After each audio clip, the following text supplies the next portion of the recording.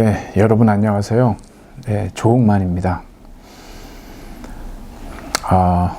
이제 이 한국 사회도 어떤 그 백신 접종이 본격적인 이제 궤도에 올라섰습니다. 여러분, 우리 K 방역의 어떤 성공은 사실은 질병관리청의 그 엄청난 리더십도 있지만 사실상 이 대한민국 이 국민들의 어떤 시민 정신이라고 해야 되겠죠. 아주 큰 성과를 세계적으로도 거둔 아주 놀라운 결실을 우리가 갖게 됐습니다. 우리가 이 백신 회의론을 넘어서서 어떤 백신 접종을 어떤 시민의 어떤 의무사항으로 둠으로써 우리가 이 코로나 바이러스 팬데믹을 극복하고 이제 새로운 어떤 시대로 발돋움했으면 하는 바람 큽니다. 바이러스는 차별을 하지 않는다라는 말도 있지만 오히려 정말 바이러스는 차별을 합니다. 가난한 사람과 부자, 그리고 어떤 노인들과 그 다음에 이제 어린아이들, 차별이 심하죠. 하지만 우리는 차별해서는 안 됩니다. 특히 이 백신 어떤 외교라고 해야 되겠죠.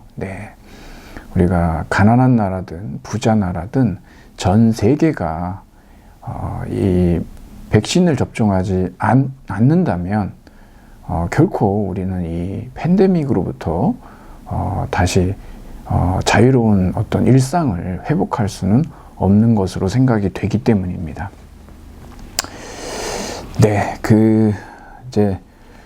우리의 이 가열찬 이 발걸음이 더욱더 가속화되어서 다시금 우리의 일상을 되찾을 수 있었으면 합니다. 오늘은 여러분 우리 논리학과 논증이라고 하는 이러한 주제를 갖고 여러분하고 한번 좀 살펴보려고 하는데요. 우선 여러분 제가 요한 성경에 그리스도교 성경의 요한복음서의 20장 24절부터 29절까지를 제가 이제 읽었습니다. 무슨 내용이 나오냐 그러면 여러분 많이 아시죠?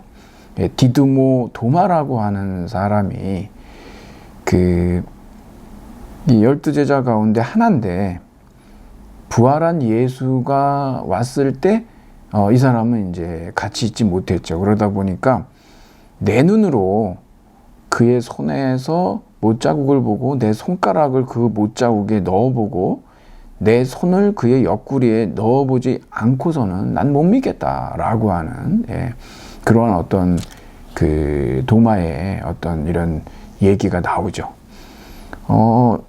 여드레 후에 예수께서 오셨고 도마도 있었는데 그래서 도마에게 이제 내 손을 내밀어서 내 손가락을 내밀어서 내 손을 만져보고 그리고 옆구리도 한번 넣어봐라 이런 식으로 얘기하면서 의심을 버리고 믿음을 가져라 이런 굉장히 유명한 하나의 이 에피소드거든요. 그리스도교에서는. 그래서 이제 도마의 어떤 믿음 없음을 많은 경우에 이제 언급이 되죠. 저는 이제 그 얘기를 하려고 하는 것은 아니고 우리가 오늘 논리학과 논증이라고 하는 이러한 어떤 주제들을 살펴보기 때문에 말씀드리는데 이 도마가 예수에게 요구했던 것은 우리가 보통 물리적 증거라고 얘기합니다. 그러니까 못자국 손바닥에 있는 그 못자국에 이 손에 있는 못자국에 손가락을 넣어보고 그리고 또 그 옆구리에도 손을 넣어보지 않고서는 못 믿겠다라고 하는 물리적 증거를 요구한 거죠. 그런데 우리가 오늘 살펴보려고 하는 논리학과 논증은요, 우리는 물리적 증거를 요구하지 않습니다. 그럼 우리는 무엇을 요구하냐 그러면 결국 우리가 논증이라고 하는 것은 주장과 그 주장을 뒷받침하는 근거가 있거든요. 증거라고도 합니다. 이유죠. 예.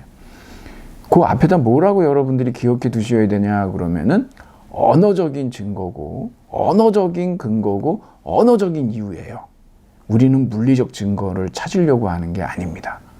예, 이것이 상당히 중요하기 때문에 제가 여러분에게 이 도마의 이야기를 가져다가 여러분들이 꼭 기억해 주십사 해서 가지고 왔습니다.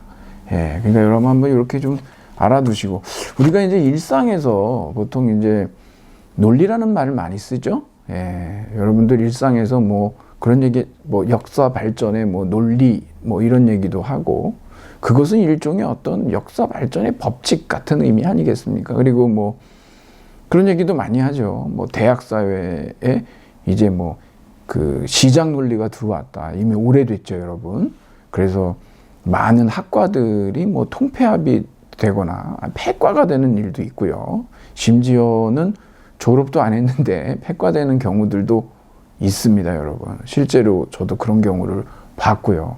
대단히 황당하고 황망하죠. 예. 그 시장 논리 때문에 그러거든요. 예.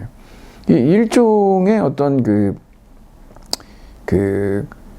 어떤 결국 수요 공급이라고 하는 그러한 어떤 사고 방식을 우리가 뭐 얘기하기도 하고요. 그 다음에 이제 우리 뭐 논리에 안 맞는다 뭐 이런 얘기도 하고 그러는데, 말이나 글이라고 하는 게 뭐 비논리적이다라고 얘기하는 거, 뭐 일관성이 없다, 짜임새가 없다 이럴 때도 우리가 이제 보통 논리라는 말들을 많이 쓴다라고 하는 겁니다. 그러면 이것과 관련된 것인데, 우리가 이제 오늘 하려고 하는 논리학과 논증, 이건 좀 특별한 의미로 우리가 쓰고 있어요. 예. 여러분이 이제 요 개념 정리를 좀 해두셔야 되는데, 오늘도 제가 우리 수강하시는 학생분한테 이제 뭐 문자를 받았습니다. 여러분 언제든지 여러분들께서 궁금하신 사항이 있을 때는요, 뭐 전자우편을 보내셔도 되고 문자로 보내셔도 되고 상관이 없습니다. 여러분 언제든지 열려 있으니까 궁금하실 때는 여러분들이 꼭 문의를 해주시길 바랍니다. 여러분 잘 하시는 겁니다. 그런 거는. 근데 이제 처음이고 그러다 보니까 여러분이 이제 어려우실 수가 있습니다. 왜 그러냐 그러면, 여러분 처음엔 다 어려워요. 예. 모든 학문이 왜 그러냐 그러면은 새로운 어휘들을 배워야 되거든요. 예. 그래서 그렇습니다. 근데 이제 하다 보면 익숙해져요. 여러분이 예를 들어서 뭐 법전원을 가려고 마음을 먹으셨다 그러면 아무래도 이제 여러 가지 뭐 리트 시험도 봐야 되고 그러지만 처음엔 굉장히 이제 낯설죠, 법률 용어가. 근데 이제 계속 하다 보면요, 나중에 굉장히 농담도 하게 되고 익숙해집니다. 그 과정이 좀 필요한 거죠. 영어 단어 외우듯이 쌓이면 나중에 좀 이제 자유로워지잖아요. 똑같아요. 그냥 여러분 어떤 새로운 학문에 접근한다라고 하는 것은 그쪽에 있는 새로운 어휘를 배운다라고 생각하셔도 크게 문제가 되지 않습니다. 그러니까 처음엔 좀 잘 안 외워지잖아요. 그렇죠? 근데 지나서 반복하고 그러다 보면은 그걸로 농담도 하고 뭐 충분히 여러분들이 자유롭게 사용하실 수 있게 되지 않습니까? 예, 시간이 조금 필요합니다. 두려워 마시고, 예, 그냥 걸어가면 됩니다. 인생이라는 게 도행지이성이라고 장자가 얘기하는데, 길이라는 건 걸어가서 만들어지는 거예요. 여러분이 걸으면 길이 되는 거죠. 자, 그러면 여러분 우리 교재로 좀 가보죠. 교재에 가보면은 우리가 이제 논리학이라고 하는 것은 뭐냐 그러면, 처음에 이제 추리 내지 추론에 관한 학문으로 이제 간주된다 그래요. 뭐 영어 단어를 꼭 이렇게 뭐 할 필요는 없겠지만, 보통 우리가 추리를 리즈닝이라고 하고 이 추론을 인퍼런스라고 하는데 바로 뒤에 나와 있습니다. 뭐 어떻게 쓰든, 네. 근데 우리가 이제 좀 아무래도 정확하게 좀 하려면 그러는 게 좀 낫겠다 싶어서 그러거든요. 추리가 뭔지, 추론이 무엇인지는 조금 이따 제가 이제 다룰 건데, 일단은 우리가 이제 논리학에 대한 개념 정리를 하기 위해서 논리학의 어떤 정의들도 있고 다 하지만, 차차 말씀드리겠지만, 여기 이제 한 가지 상황이 있습니다. 저하고 여러분하고 세 가지 상황을 살펴볼 겁니다. 우선 제가 여러분한테 안내문을 통해서 말씀드렸다시피 이것을 들어가기 이전에 여러분이 한번 논리 퍼즐을 하나 좀 풀어보셨으면 좋겠다라고 했습니다. 네, 그것도 이제 할 건데, 먼저 여기 책에 나와 있는 이런 상황을 한번 여러분들이 생각해 보시죠.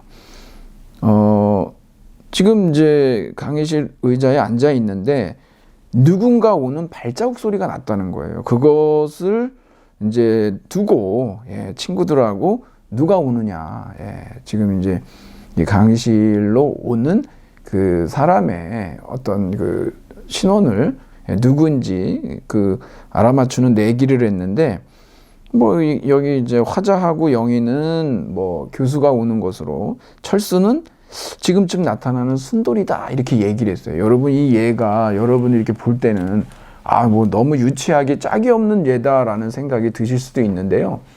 여러분, 그렇지 않습니다. 지금 이 어떤 책이든지 있잖아요. 이 논리학 관련 서적들에서는 그냥 아무거나 그냥 뭐 생각나는 대로 이렇게 할 수가 없어요.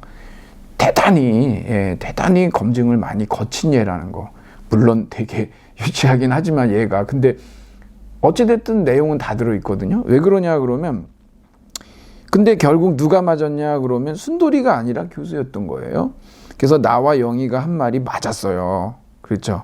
그러면서 무슨 얘기가 나오냐면, 이렇게 두 사람이 위와 같은 주장을 하기 위해서 어떤 방식으로 추리했는지, 그러니까 어떻게 추리했는지, 그러니까 추리 과정이라든가 절차를 이제 얘기하거나, 또 한편에서는 어떤 사람이 올바르게 추리했는지 이렇게 따져볼 수가 있다 그러거든요. 도대체 이게 무슨 얘기를 하려고 이러는 거냐 그러면, 여러분, 우리가 여기에서 얘기하려고 하는 게 심리학과 논리학이 어떻게 다른지를 얘기하려고 그래요. 논리학이라고 하는 것이 심리학과의 차이점이 무엇인지, 그것을 이제 언급하고자 이 얘기를 하는 것이거든요. 우선 이렇게 한번 보죠. 각 사람이 어떻게 추리했는지를 진술하는 것은 이들의 추리가 올바른가 하는 문제와는 관련이 없다 그러죠. 심리학하고 논리학은 다릅니다, 여러분. 그 얘기를 지금 하려고 그러거든요. 자, 그러면 좀 더 가보고 얘기하죠. 근데 여기서 보니까 가령 내가 잘못 추리했지만 누가 오는지를 우연히 맞췄을 수도 있다. 즉 여기에서 보면은 이제 시계를 잘못 봐서요. 우연히 이 화자하고 영희하고 맞추긴 맞췄는데, 지금 본인 같은 경우, 이 화자 같은 경우는 시계를 잘못 보는 바람에 우연히 맞췄다라고 얘기를 한다는 것이죠. 그런데 여기 뒤에 그 다음 페이지의 두 번째 단락을 보면은요, 영희 같은 경우는 무엇으로 지금 오는 대상이 누군지를 특정했느냐 그러면 그 독특한 발자국 소리라고 하는 겁니다, 이게. 근데 지금 시계를 잘못 봐서 우연히 맞은 경우하고, 지금 여기에 영희가 독특한 발자국 소리에 의해서 추리한 거하고, 그리고 여기 앞에 나왔듯이 철수가 한번 이쯤 뭐 순돌이가 온다라고 해서 결국은 여기에서는 이제 틀린 추리를 했지만, 요 세 가지를 놓고서 논리학하고 심리학하고의 차이점을 드러내 주려고 이 예를 들은 거예요. 좀 더 읽어보면 이렇습니다. 자, 이 화자는 시계를 잘못 보았다라고 하는 것이 밝혀진다면, 이거야말로 이 사람의 그 결론이 있죠. 교수가 오고 있다라고 하는 것에 대한 이러한 주장에 어떤 신뢰할 만한 설득력이 있는 그러한 근거로 사용될 수가 없지 않습니까? 이건 우연히 맞은 거기 때문에 그래요. 그런데 여기에서 지금 영희 같은 경우는 그 독특한 발자국 소리를 근거로 누군지를 맞췄다라고 하는 건 훨씬 더 설득력이 있죠. 그래서 논리학은 설득력의 차이를 야기하는, 즉 근거가 주장을 잘 지지해 줄 수 있는 올바른 혹은 좋은 추론인지 그렇지 못한지를 묻는 그러한 학문이다.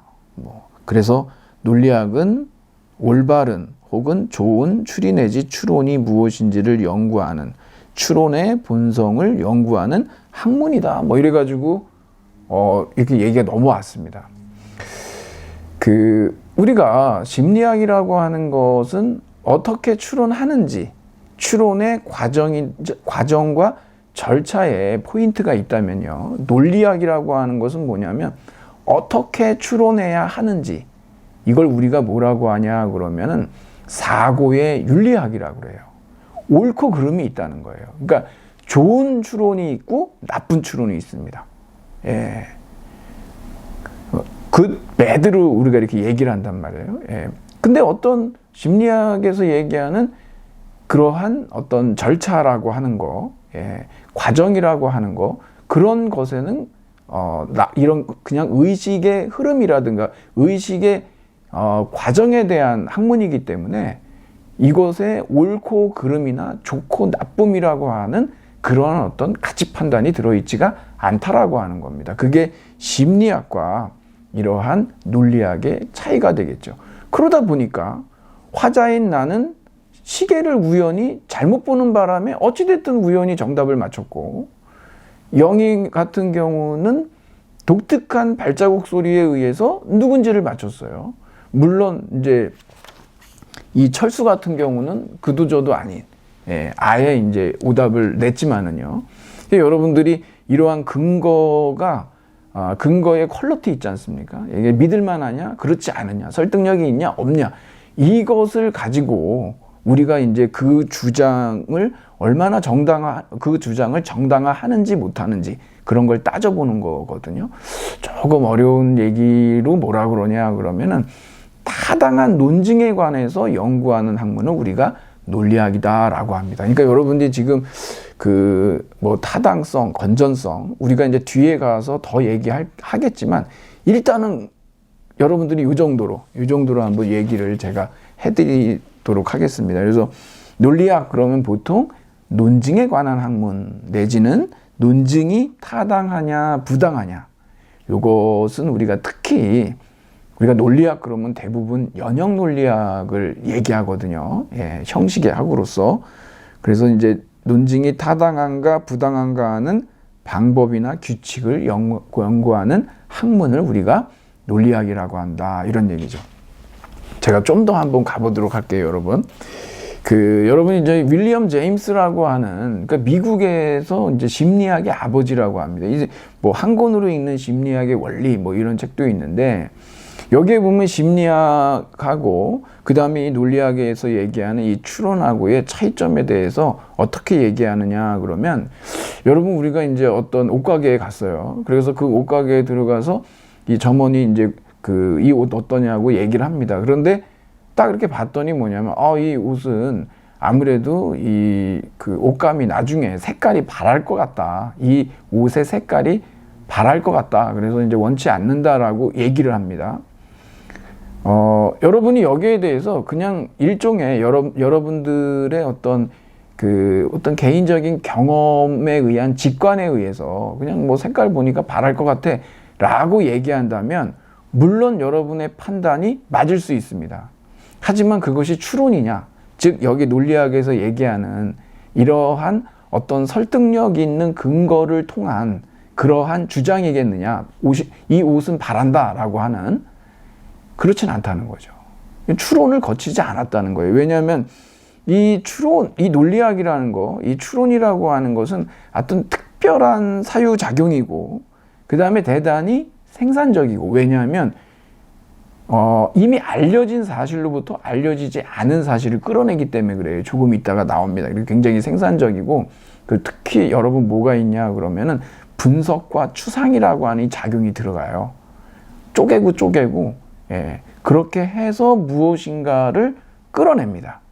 그게 굉장히 특별한 사고작용이기 때문에 이 논리적 추론이라고 하는 것이 일반 이런 심리학적인 어떤 의식의 흐름이나 의식 상태하고는 차이점을 보인다라고 이 윌리엄 제임스가 이제 자신의 책에서 얘기를 하고 있는 것이거든요. 옷감 얘기로 다시 돌아오죠. 이 옷으로. 여러분이 이 옷이 바란다라고 얘기 그냥 했다라고 한다면 그냥 여러분의 어떤 경험의 결과죠. 근데 이것이 추론이 되려면 어떡하냐면 그 옷감을 봤더니 그것은 어떤 그 염료가 들어가 있을 거고, 그 다음에 그것은 특별한 어떤 화학적인 약품이 있겠죠. 예. 그러니까는 그 염료라고 하는 그 화학 성분을 고려해 봤을 때 그 옷이 이런 염료 처리가 되었고, 그래서 그 결과 언젠간 색이 바랄 것이다 라고 하는 것이 따라 나왔다라고 한다면 이것이 바로 추론이라고 얘기하는 겁니다. 훨씬 더 여러분 어떻습니까? 그 염료의 화학 성분으로 인해서 시간이 지나면서 옷의 색깔이 변할 것이다 라고 하는 이러한 주장이 훨씬 더 강력해지고 그 뒷받침이 잘 되고 있다라는 것을 우리가 알 수가 있죠. 그게 바로 심리학과 논리학의 차이라고 하는 것이죠. 반드시 이러한 논리학이라고 하는 것은 이 추론 과정 속에 분석과 추상이라고 하는 특별한 사고작용, 그리고 알려진 사실로부터 모르는 미지의 사실을 끌어내는 그러한 과정들이 들어가 있어야 한다라고 하는 거죠. 그게 바로 이제 그 심리학과 논리학의 차이라고 하는 겁니다. 제가 이거 너무 어렵게 여러분한테 말씀을 드리는 것 같은데, 뭐 심리학은 그냥 어떤 사고의 절차와 과정 중심이고, 논리학이라고 하는 것은 그것이 이제 옳은지 그른지 그 추리가 그것에 이제 포인트가 있다라고 여러분들이 좀 알아두시면 되겠습니다. 그러면 여기까지 이제 제가 말씀을 드리고 좀 더 이제 지금 다 본격적이지만 여러분께 이제 나눠드린 PPT에 보시면 이 논리학에 대한 이렇게 정의를 이렇게 잠정적 정의 몇 가지를 해서 따라가는 게 있어요. 한 번 더 얘기해보고 일부를 좀 맞춰보도록 하죠. 우선 잠정적 정의 1에 보면 논리학은 논리에 대해 연구하는 학문이다라는 내용이 있습니다. 이게 이제 논리학에 대한 정의로서 적절하냐라고 하는 그 논리학에 대한 제대로 된 정의를 찾아가는 과정을 얘기하고 있거든요.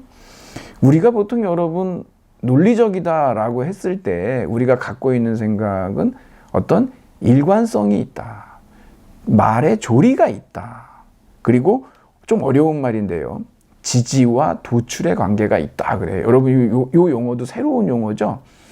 여러분 지지한다라고 하는 건 뭐냐면, 우리가 이제 조금 이따 논증에 대해서 얘기하지만 여러분 논증은 주장과 근거로 이루어져 있잖아요. 그러면 이 주장이라고 하는 것은 어디로부터 도출이 됩니까? 근거들로부터 도출이 되죠. 인퍼하는 겁니다. 여기에서부터. 그러면 이 근거들은 주장을 또 어떻게 합니까? 지지하죠. 뒷받침하죠. 이런 말들을 쓰는 겁니다.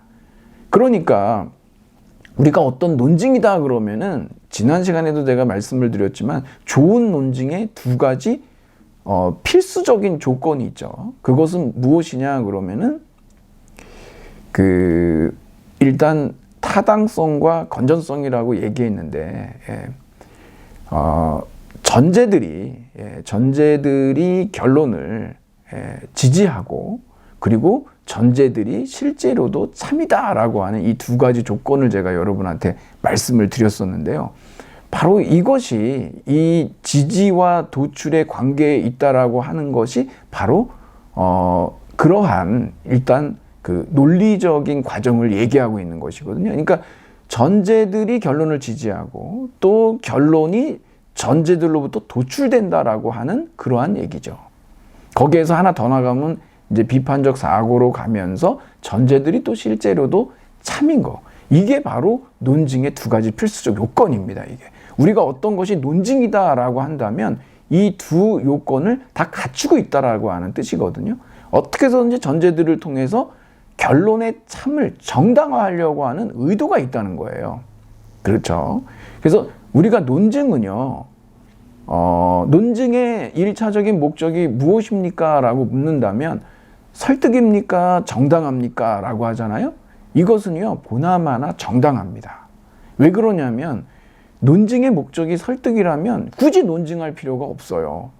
왜 그러냐? 그러면 여러분이 우리가 백신을 접종해야 되냐 말아야 되냐라고 했을 때 수많은 거기에 대한 그 어떤 정당화의 근거들을 제시하는 것보다 설득이 목적이라면요, 그냥 폐사진만 한번 보여주면 됩니다. 정상폐와 코로나로 감염돼서 다 섬유화된 폐를 보여주면 그냥 간단하게 해결될 수가 있죠. 또 누군가를 사랑한다라고 얘기했을 때 엄청난 무슨 많은 논리들을 동원하는 것보다 요즘 같은 경우에 뭐 꽃을 선물한다라고 했을 때 화해 농가도 도울 수 있고, 집콕 상태니까 어디 멀리 못 가니까 꽃에 대해서 굉장히 보고 싶지 않습니까? 그러니까 다 윈윈할 수 있는 이러한 어떤 그 설득력을 다 가질 수 있단 말이에요. 그러니까 논증의 1차적인 목적이 설득이라면 굳이 그럴 필요가 없고 광고라든가 꽃이라든가 뭐 이런 식의 얘기로 다 해결될 수가 있지만, 논증의 1차적 목적은 정당화라고 하는 그러한 의도에 있다라고 하는 것을 우리가 이제 놓치지 말아야 될 것 같습니다. 자, 잠정적 정의 두 번째로 가면은요, 이 논리학은 논리적인 사고에 대해 연구하는 학문이다. 왜 그러냐면 논리에 대한 연구라는 게 잠정적 정의 1로 나왔으니까요. 그래서 이 논리가 논리를 지니는 대상에 대한 지적을 좀 우리가 이제 들여다봐야 되는데, 그것으로서는 이제 논리적 사고라는 게 적합하다. 그러면 여기에서 사고는 또 무엇을 얘기하느냐? 또 따라가다 보면 공상이나 기억이나 뭐 추리나 추측이나 이렇게 봤을 때 역시 논리적 사고라고 하는 것은 우리가 추리와 서로 바꿔 쓸 수가 있다라고 하는 것이죠. 그래서 잠정적 정의 3은 논리학은 추리에 대해서 연구하는 학문이다. 예. 그래서 여기에서 이제 이 추리와 관련해서는 어떤 심리학과 논리학이 이제 차이를 보이는 것이죠. 그냥 심리 과정, 심리 상태, 이러한 경험적 현상에 대해서 연구하는 것이 심리학이라면, 논리학이라고 하는 것은 어떤 좋은 논증과 나쁜 논증, 올바른 논증과 그릇된 논증을 논증에 대해서 연구하는 학문이 논리학이기 때문에 여기에서 이런 차이를 보인다라고 하는 걸 알 수가 있죠. 그래서 결국 우리가 네 번째 정의로 왔는데, 논리학이 논증에 대해서 연구하는 학문이다라고 하지 않습니까?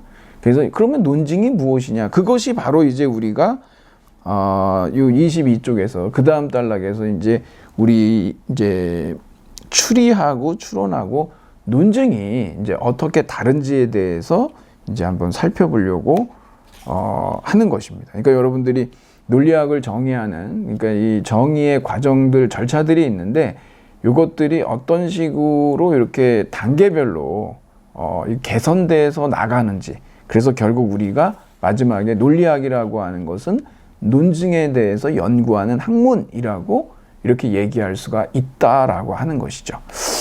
자, 그러면 우리가 그 추론과 추리와 논증에 대한 구체적인 얘기는 2부에서 제가 좀 다뤄보도록 하겠습니다. 그러면 여러분 잠시 후에 2부에서 뵙도록 하겠습니다.